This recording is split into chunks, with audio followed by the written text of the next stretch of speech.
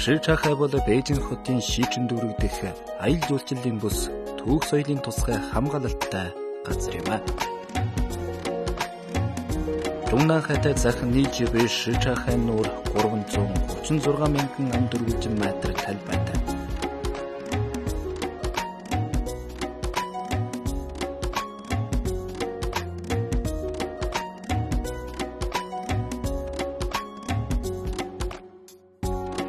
Шичахай Бээжин хотын тэнхлэгээс ойр хотын төв дэх хамгийн том үзэмж төрхөө бүрэн хадгалсан түүхэн дурсгалт гудамж байдлаараа Бээжин хотын төлөвлөлтөд онцгой аз холбогдолтой газар юм а.